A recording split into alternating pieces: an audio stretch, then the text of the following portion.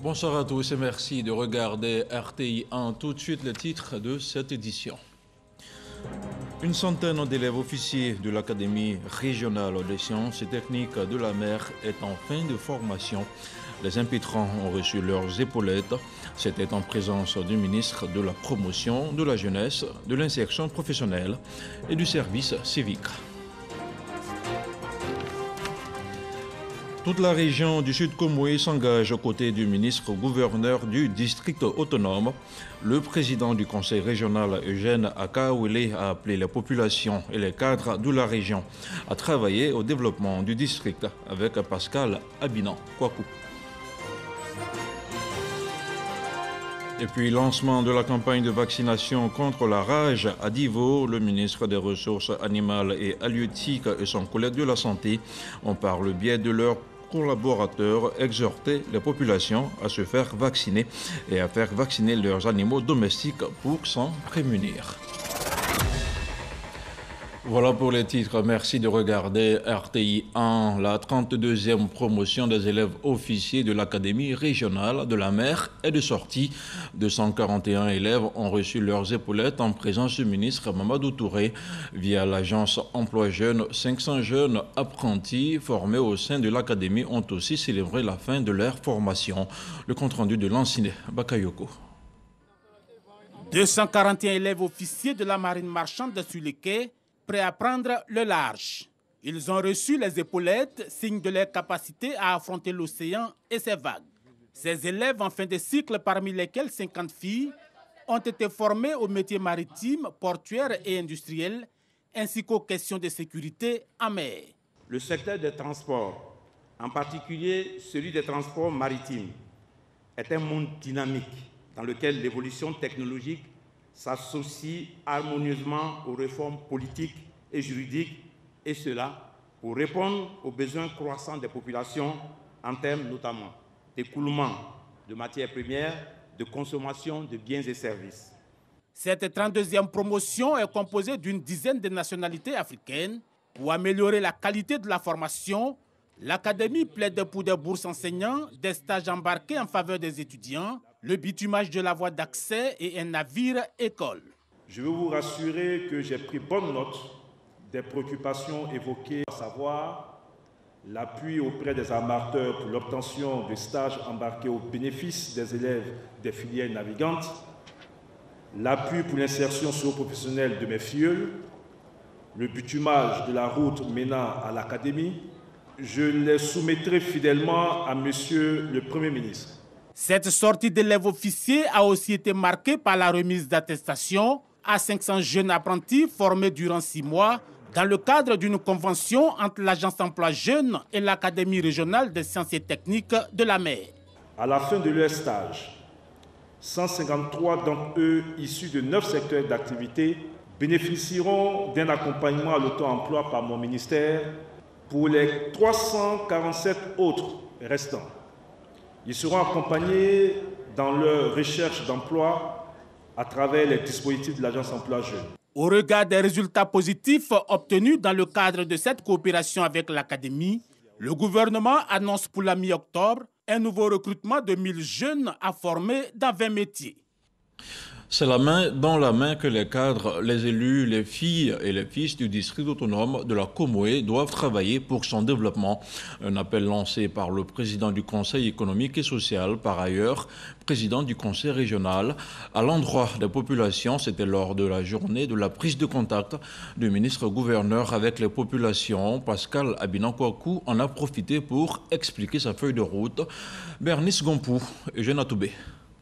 À Tiapoum comme à Aboisseau, l'essentiel de l'adresse du ministre-gouverneur Pascal Kwaku Abinan aux populations, cadres, chefs coutumiers, élus et autorités administratives a porté sur l'attribution du district autonome de la Komoé et le bénéfice que la région du Sud Komoé va en tirer. Quand vous regardez l'arborescence de l'organisation de la gestion du territoire, il y a un pan qui manquait, qui vient d'être intégré.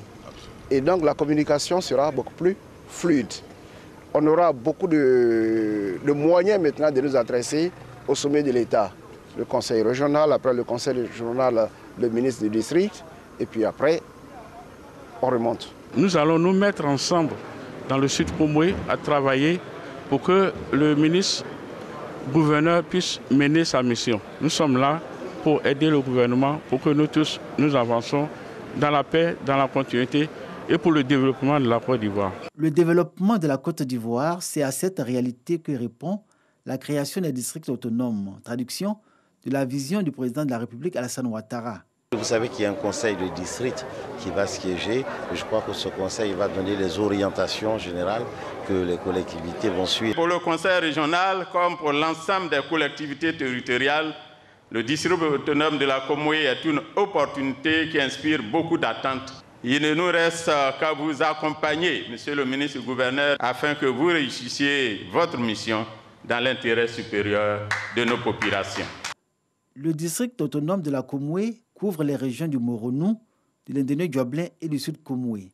Une communauté d'hommes et de femmes partageant les mêmes traditions, les mêmes coutumes, les mêmes valeurs, la même culture et les mêmes aspirations.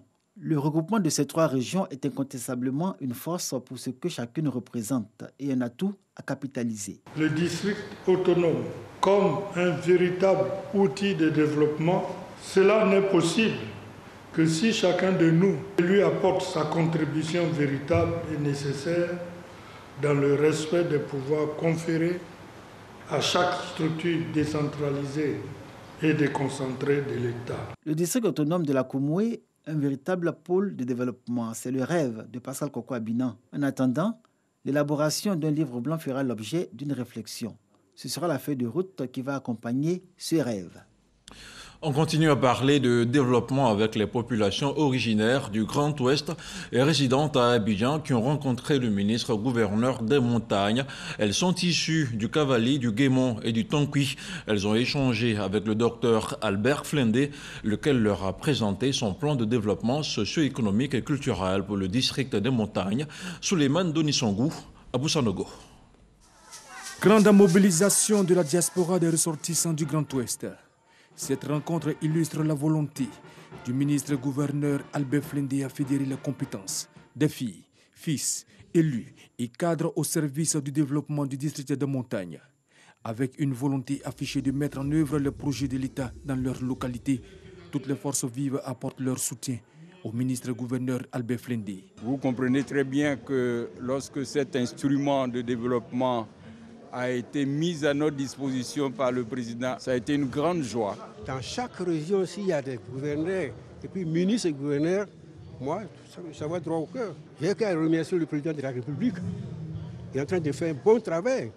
Le nouveau district de montagne favorisera également la coordination, l'évaluation ainsi que le suivi de la bonne exécution des programmes et des projets de développement pour le bien-être des femmes, mais aussi des acteurs de la culture.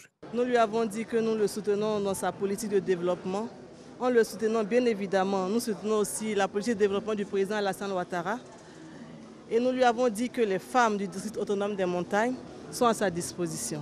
Les premières sorties d'un homme d'État qui associe l'image des artistes, c'est déjà quelque chose de merveilleux. Mais à travers cela, c'est un appel, c'est une main qui nous a tendu pour que nous puissions l'accompagner, l'entourer, pour lui donner tout ce que nous avons comme génie créateur. Cohésion et paix, ensemble pour un district autonome émergent. Tel est le thème de cette rencontre.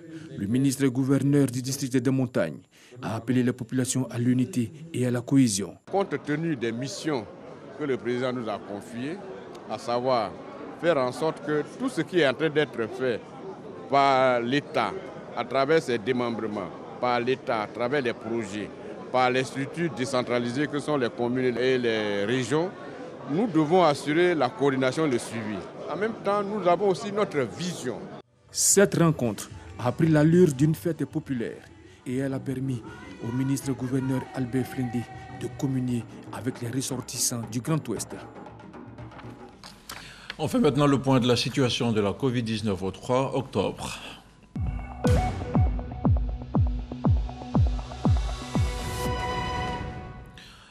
Le ministère de la Santé, de l'Hygiène publique et de la couverture maladie universelle a enregistré ce dimanche 3 octobre 2021 48 nouveaux cas de Covid-19 sur 3007 échantillons prélevés, soit 1,6% de cas positifs, 84 guéris et 4 décès. À la date du 3 octobre, la Côte d'Ivoire compte donc 60 424 cas confirmés, dont 58 296 personnes guéries, 640 décès et 1488 cas actifs. Le nombre total d'échantillons est de 1 025 755. Le 2 octobre, 23 469 doses de vaccins ont été administrées, soit un total de 2 270 565 doses du 1er mars au 2 septembre. Le ministre de la Santé, de l'Hygiène publique et de la couverture maladie universelle invite toutes les personnes de plus de 18 ans à se faire vacciner dans les centres dédiés. Il rappelle que la vaccination contre la Covid-19 est gratuite et volontaire. Santé toujours, le ministère de la Santé et des Ressources animales et halieutiques sensibilise contre la rage.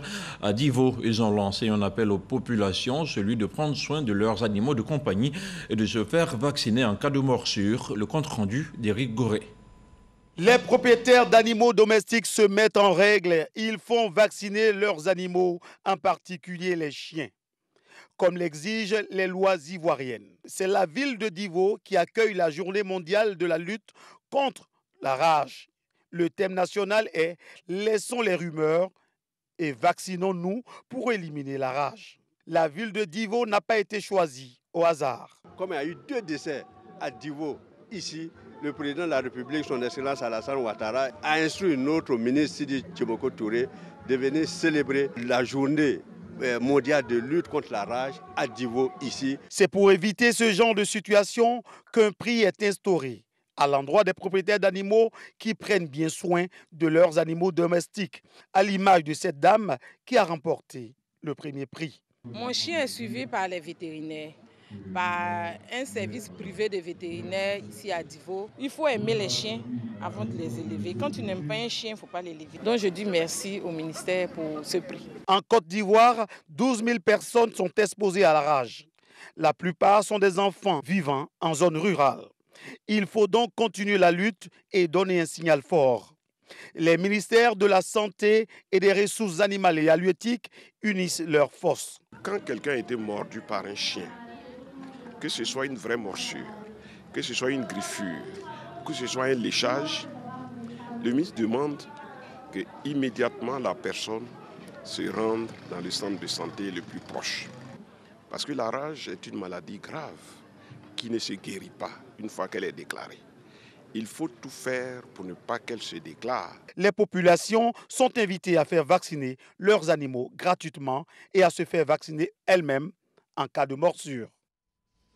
Le ministre de l'Enseignement supérieur et de la Recherche scientifique était ce dimanche l'invité de RTI 1. Adama Diawara s'est prononcé sur la problématique de l'orientation des bacheliers. Il a aussi évoqué la rentrée unique du 18 octobre prochain. On l'écoute. Une rentrée universelle unique pour 2 raisons, j'allais dire, fondamentales.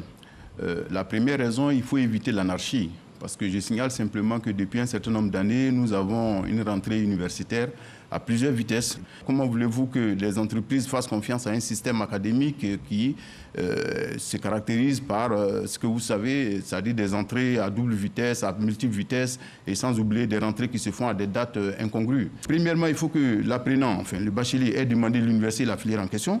Deuxièmement, il faut qu'il satisfasse aux critères d'âge. Troisièmement, il faut qu'il remplisse les critères au niveau des notes pour les matières spécifiques relatives à la filière. Et quatrièmement, il faut qu'il soit parmi les N premiers si la capacité d'accueil dans la filière est de N. Alors quand on regarde les capacités d'accueil cumulées, agrégées sur l'ensemble des 8 universités, mais ça nous fait 19 600 et quelques places disponibles. Et lorsque nous avons fait les classements en fonction de tous les critères que je viens de dicter, on s'est retrouvé avec 12 900 qui remplissaient les critères d'accès. Ça veut dire qu'en réalité, pour 19 600 places disponibles dans les universités publiques, on n'avait que 12 900 qui remplissaient les critères d'accès. Et ce qui nous a obligés d'ailleurs à dégrader un tout petit peu les critères d'accès, c'est-à-dire que là où par exemple on demande 14, on dégrade pour venir à 13. La commission, elle, sa configuration ne change pas. Pour une question de transparence. Tous les autres acteurs, notamment les parents d'étudiants, les syndicats d'enseignants, les syndicats d'étudiants, même la presse. Ils viennent assister en tant qu'observateurs pour être sûr que tout se passe correctement, qu'il n'y a rien à cacher, que tout se fait de façon transparente. Mais je pense que nos amis auraient souhaité être membres de la commission. Non, il ne faut pas faire une commission non plus pléthorique parce que ça devient source de lourdeur et sans oublier qu'il y a quand même des primes à payer aux membres de la commission. Et dans tous les cas, les critères étant connus, et je ne pense pas que le fait qu'on soit observateur ou qu'on soit membre, il changerait quelque chose. Tous les problèmes qui sont, j'aurais dit, secondaires, qui sont de nature à freiner le développement de nos sous-secteurs, il faut faire en sorte que ces problèmes-là soient derrière nous. Et parmi ces problèmes, vous avez la superposition des années académiques, de nature, comme je l'ai dit, à perturber la mise en œuvre du système licence master doctorat, qui est un système mondial dans lequel nous baignons tous. Alors donc nous essayons de faire en sorte donc, que ces problèmes-là soient résolus. C'est à ce titre-là que la rentrée unique a été décidée avec l'assentiment de tous les acteurs du sous-secteur. Sur un tout autre plan, une centaine d'artisans a reçu son attestation de fin de formation. C'était à la faveur d'une réunion, d'une cérémonie qui s'est tenue au sein de la mairie de Yopougon. Il s'agit pour l'agence Côte d'Ivoire PME d'offrir un cadre formel à cette catégorie d'acteurs économiques. Espérance Diakale, Jean-Luc Bangbo. Par cette remise d'attestation, ces 100 artisans font leur entrée dans le monde du secteur formel. Des artisans de différents secteurs d'activité qui ont été formés dans le cadre du programme d'appui à la structuration des entrepreneurs PAZ. Longtemps, j'étais dans le secteur informel, donc je cherchais à acquérir ça pour que je puisse avoir le financement. J'invite mes amis jeunes à faire comme moi, à venir s'inscrire. Vraiment, c'est bien. Le projet PAZ vise 10 000 personnes et consiste à recenser tous les acteurs du secteur informel, à les identifier et à leur délivrer gratuitement la carte de l'entrepreneur. C'est un processus qui a démarré et qui, donc, à la longue, amènera donc l'État à demander à toute personne de n'exercer aucune activité sans avoir de document. Ce document qui est délivré par Côte d'Ivoire PME dans sa phase donc, administrative première et dans sa phase juridique par le greffe du tribunal pourra donc leur permettre d'exercer leurs activités et de bénéficier de marchés publics ou de marchés privés. Avec leur statut d'entrepreneur, ces artisans n'auront désormais qu'à verser 2,5% de leur chiffre d'affaires à la mairie, contrairement aux taxes qu'ils payaient auparavant. Ils pourront aussi bénéficier de nombreux avantages, notamment l'accès à la couverture sociale, la réduction fiscale et l'accès au financement. 33 000 arbres seront plantés sur les limites du village de Miadzin à Adzopé, un planting suscité par le projet Limitation des territoires villageois avec des arbres forestiers, un projet lancé jeudi dernier par le ministre des Eaux et Forêts. Alain Richard Donvailly a invité les communautés villageoises à planter des arbres forestiers sur les limites de leurs terres. On en parle avec Didier Nguesson. Des arbres pour délimiter de façon matérielle les territoires villageois. L'initiative du ministère des Eaux et Forêts et de l'Agence foncière rurale entre dans sa phase pratique avec ce projet pilote dans le village de Miadzin, département d'Azopé. Il vise non seulement à sécuriser les terres et éviter les conflits fonciers, mais aussi à lutter contre la déforestation. Notre intervention se situe à la fourniture des plants, au transport et au planting, à assurer le suivi aussi, et aussi au collecte des données pour s'assurer que les plants sont vivants et que les plants peuvent produire des services écosystémiques que nous espérons avoir. Le nouveau code forestier accorde la propriété de l'arbre au possédant de la parcelle. Toutefois, celui qui plante un arbre sur une parcelle qui ne lui appartient pas en est l'usufruitier en accord avec le propriétaire du terrain. Miadzin, un village qui bénéficie déjà d'un arrêté de délimitation des territoires de village qui fait 3500 hectares au total, dont le territoire fait 3500 hectares et dont le périmètre fait 36 km. Et cela nécessite le planting de 33 000 arbres. Le couvert forestier ivoirien correspond à 10% du territoire. L'objectif du gouvernement est d'atteindre 20% d'ici à 2030, soit 3 milliards d'arbres à planter. Cela permet en même temps de planter des arbres et de sensibiliser les populations autour de la reforestation, autour du reboisement.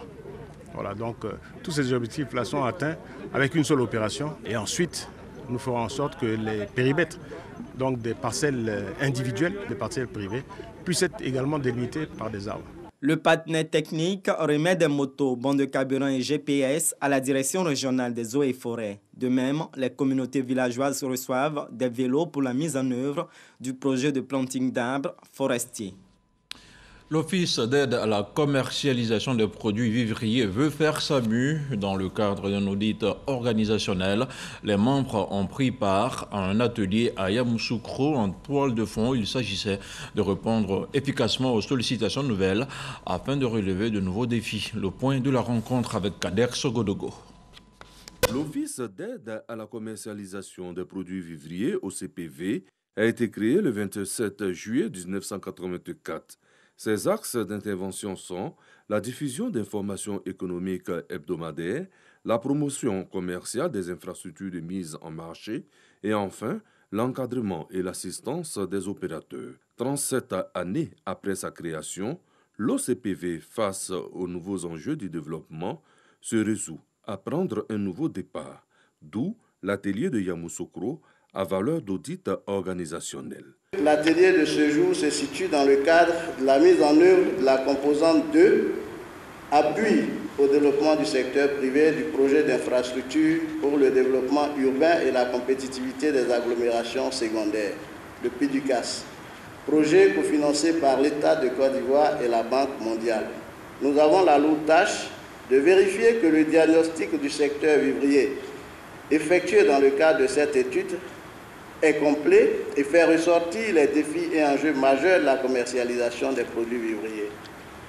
Nous devons également vérifier que le diagnostic du fonctionnement de l'OCPV fait ressortir l'adéquation entre sa mission et les défis à relever. Les résolutions de la rencontre de Yamoussoukro feront l'objet d'une communication en Conseil des ministres. L'Office d'aide à la commercialisation des produits vivriers, OCPV, a auparavant connu deux modifications structurelles. Une, le 8 janvier 1992 et une autre, le 2 octobre 2012. Éducation à présent, le lycée Paul Akoto-Yao de Sakassou vient de recevoir du matériel informatique. La remise de ce lot d'équipement s'est déroulée vendredi dernier. Le parrain et donateur Emmanuel Atoukou Kofi a exhorté les élèves au travail afin d'être des modèles pour l'ensemble de la communauté. Charles Tatou.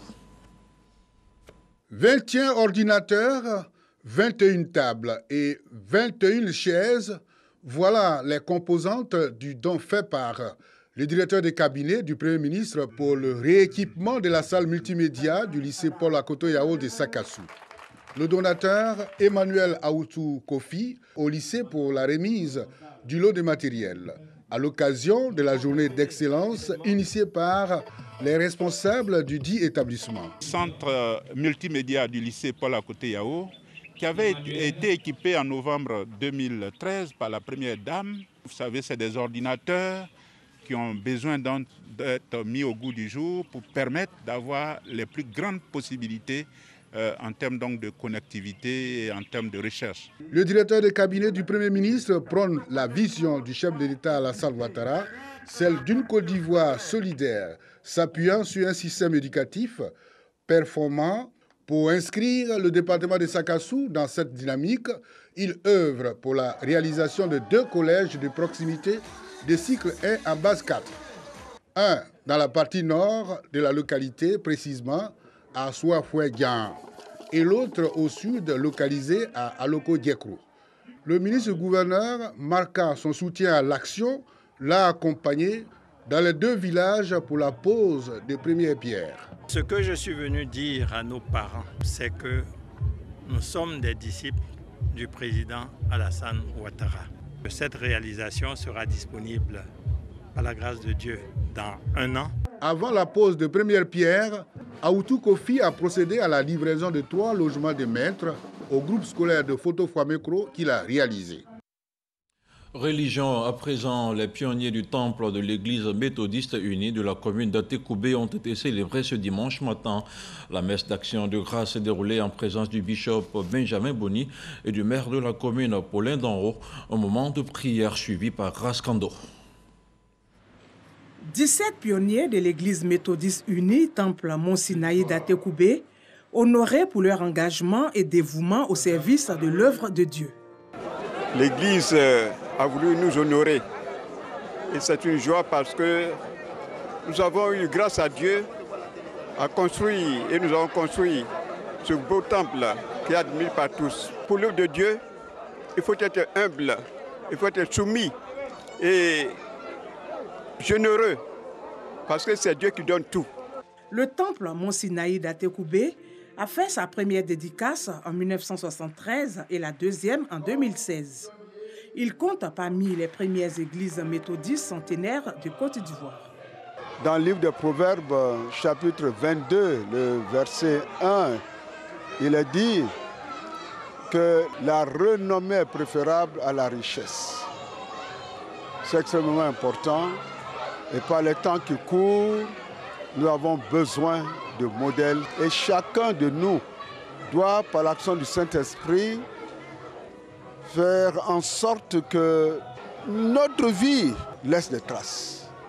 Une cérémonie qui a enregistré la présence du député maire de la commune d'Atekoubé, à qui hommage a été également rendu pour ses actions de bienfaisance à l'endroit de la communauté méthodiste unie. Nous sommes venus leur rendre un vibrant hommage pour que leur exemple de vie trace le chemin pour les générations futures, que leur engagement et leur foi soient source d'inspiration pour les jeunes générations. Parce que des hommes de ce village ont pris la relève de leurs parents et ont implanté l'évangile dans le cœur du peuple hachan pour bâtir un monde de paix, de fraternité et d'amour. Les 17 pionniers du temple Mont Sinaï d'Atekoubé ont été élevés au grade de citoyen émérite d'Atekoubé par le député maire Paulin-Claude Danhou. Et cette page noire à présent, décès à Abidjan du virtuose de la guitare et pionnier de la musique Akie. Nommant Brou Félix a définitivement rangé sa guitare. Il avait 86 ans. Le monde de la culture, de l'industrie des arts et du spectacle est en émoi depuis l'annonce de sa disparition.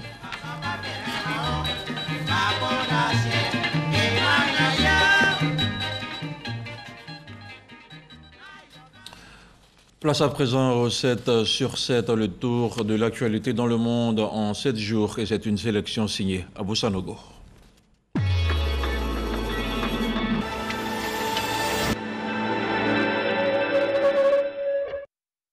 Le Premier ministre Choguel Maïga a évoqué la possibilité d'un report des élections prévues dans 5 mois, ce qui ouvrirait la voie à une prolongation de la transition.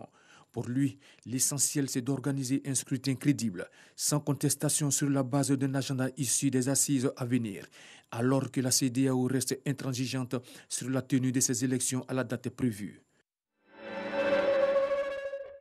Une vingtaine de pêcheurs au moins ont été tués dans un raid aérien de l'armée nigériane visant un camp djihadiste, ont rapporté lundi des habitants et des sources militaires. En effet, un avion de chasse a bombardé dimanche matin un village bordant le lac Tchad, aux confins du Nigeria, du Niger, du Tchad et du Cameroun, un bastion du groupe État islamique en Afrique de l'Ouest.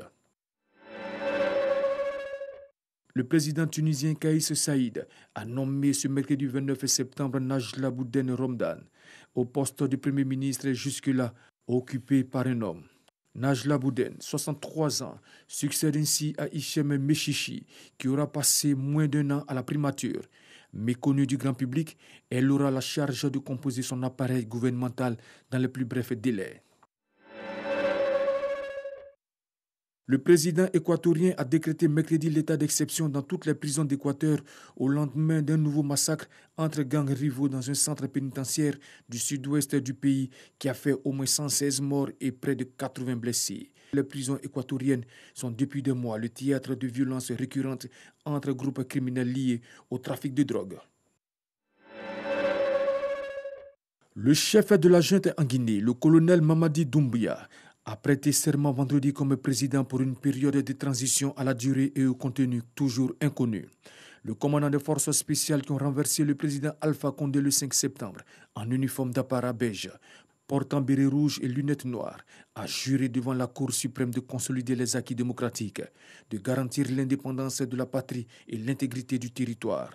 La cérémonie s'est tenue au palais Mohamed V de Conakry devant un parterre de personnalités et de diplomates étrangers.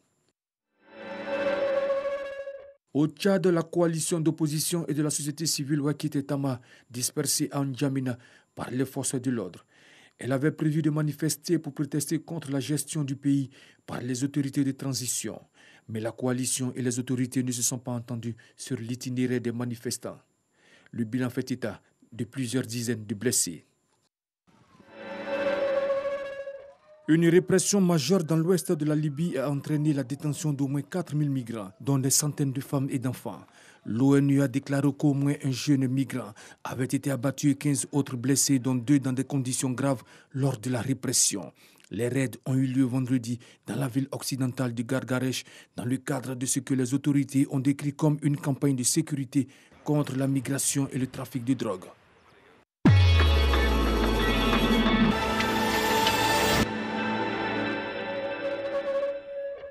Et c'est ici que l'on s'arrête pour ce soir. Ce journal a été préparé par l'ensemble de la rédaction de RTI 1. Merci de l'avoir suivi. L'info revient lundi à 6h30 avec Régis Kofi. Bonsoir et que la paix soit chez vous.